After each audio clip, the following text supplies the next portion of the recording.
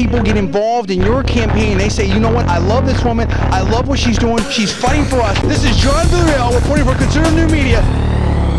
Ripping up or whatever of Qur'ans today, and is that going to happen? Is it not going to happen? How do you feel about it? We're talking about election 2010. We're going to be taking your calls all show. And listen, this is the first start of the show, the first start of the network, and so we're going to have some different segments here. We're going to work in not today's show, but next show and down the line, because I am the super genius. My IQ has been tested at 174, certified super genius.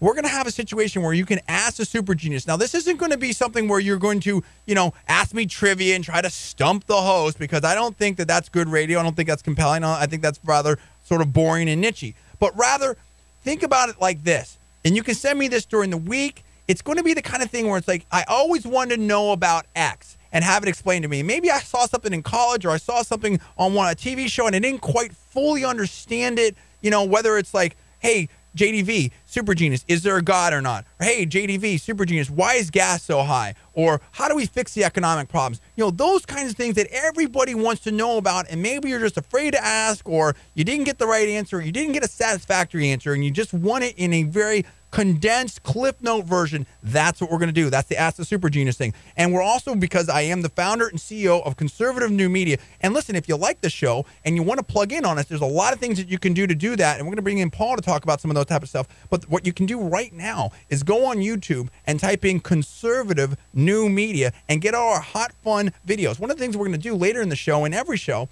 is have the Conservative New Media video of the week. We're going to highlight one of our cool videos, because we do basically, 1 to 2 videos a day, and we crank it out. People love it. We're also going to pull your comments from the videos and talk about that, so people can vote on which videos they want us to play, what's your choices for the video of the week, and all that kind of stuff. But let's bring in Paul right now to talk about some of these things with the Qur'an and election 2010 and all that good stuff. Paul from Conservative New Media, talk to me. What's going on, man? Hey, John, what's going on? I'm chilling. We're having a hot show here. This is our first show. I mean, how do you feel about it? We've got our own radio network here. Feel great about it, and I just want to say thanks to KFIV and Dave Diamond and everybody else that supported us and helped us get this opportunity. We love that. We love KFIV. We love KWSX. We love KFIV.com. And we love Dave Diamond and all that type of stuff. I mean, these guys have been fantastic. And I'm telling you what, I think that I've said it before. I'll say it again. I think that Dave Diamond is one of the top radio talents out there. And there's no question about it. We love him. We love the show. So now, talk to me about what's going on out there. Now, I'll throw this out there, and I want you to react to it. I know you haven't read it yet, but I want you to react to it. This is in the New Yorker, and it was yesterday, and it's by George Packer, and the title of it is "Should the Dream Ever Sour?" And let me do a couple quotes here. 9 years later, the main factor of our lives is the overwhelming force of unreason, evidence, knowledge, argument, proportionality, nuance, complexity, and other indispensable tools of the liberal mind don't stand a chance these days. Now he goes on. 9 years later, it's so easy to get people to go crazy. Then he goes on later at the end of the piece. Our Wilsonian phase. Now that's a key right there. Now he's talking about progressivism here, right? Just took so much effort, required too much suspension of deeper, stronger feelings. And then here's the kicker at the end. This is why Obama seems less and less able to speak to and for our times. He's the voice of reason incarnate. And maybe he's too sane to be heard in either Jalalabad or Georgia, an epigraph for our times. Now, if that isn't the most craziest piece of liberal dreck and junk in the context of what's going on, and to drop that right before 9/11, in my personal opinion, that is unbelievable. What is your take on that? I mean, as far as I'm concerned, Obama has been stoking things up, whether it's his meddling in the whole, a Ground Zero mosque, or his meddling with this pastor and elevating this pastor down there in Florida. What's your take on that?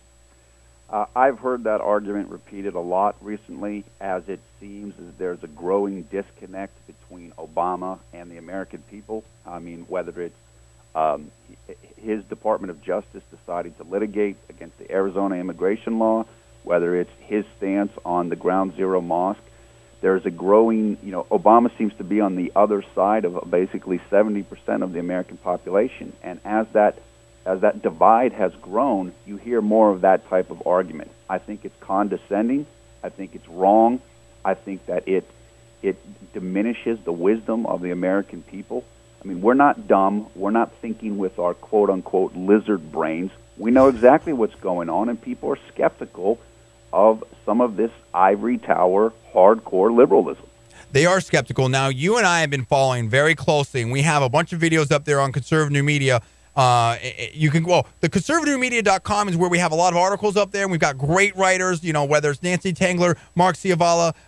We've got some kind of, you know, partnership going on with Forbes and Robert Lenzner, or, you know, maybe it's informal, whatever, I don't know, but he's putting up an article over there.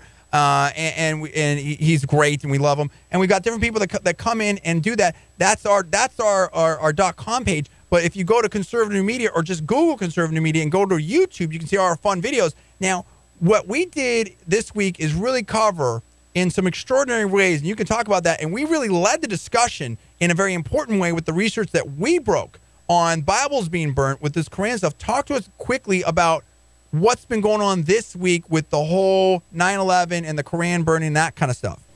Yeah, what was brought up, and we were the first people that I know of to break this story, or to find this story in the archives.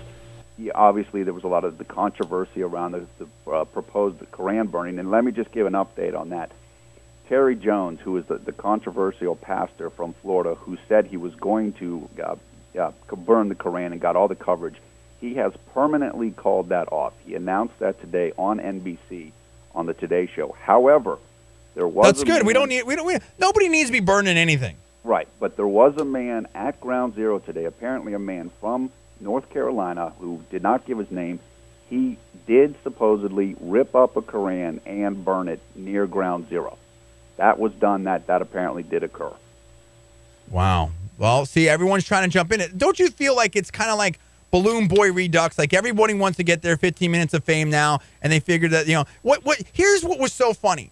You know, Obama and these people are supposed to be so smart and this and that, and own the news cycles. They let a guy from Florida with, like, you know, less parishioners than my 5-year-old nephew's bench press go and hold the entire world, if you will, hostage, if, you know, quote unquote, over whether he will or won't burn the Qur'an. It was, and to see these little lamestream media reporters going apoplectic over whether he will or won't, and he broke his word that he won't. I mean, it was like a circus, and I mean, that guy was, to me, you know, is a comedic hero in a way. I'm not saying he's a hero, but he's a comedic hero in the way that Blago is. I don't agree with anything that Blago does, but Blago's hilarious. This guy was hilarious and provided tremendous entertainment this week, but it also showed, I think, the thin skin in this administration. And this administration right now is hanging by a thread because there is no competency there. And it's just people know that this guy, this Obama guy, I don't believe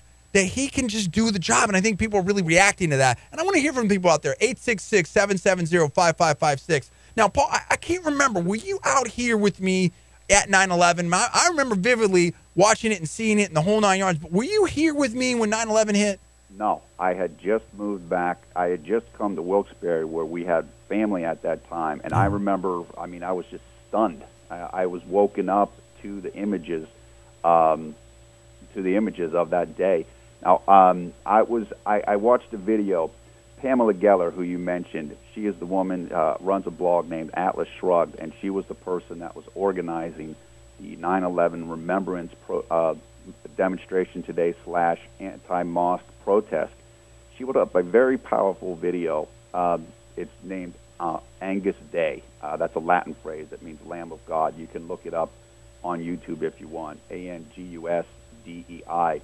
And it's just about a 10-minute video with the song Angus Day, I believe. And it's just a montage of images from 9/11. And it just, you know, as you said, looking back at it 9 years ago today, it's like, man, it's just, you know, I hadn't thought about it and really felt it exactly in a while, and it just brought it up. Yeah, exactly. I remember that day. It just seemed so unreal and stuff like that. And I think that we're at a whole different place now. And I want to hear from people about, you know, where were you when 9/11 happened, but also how do you feel now, and how do we move forward from this? I mean, how do we stop from being remembered and honored, but stop from being quote unquote held hostage on this, like what happened this week? I want to hear from you. And Paul, we're going to talk more about what's going on with conservative media. We're going to get an election 2010 right after this break. You're listening to the John D. Villarreal Show on the Conservative New Media Radio Network.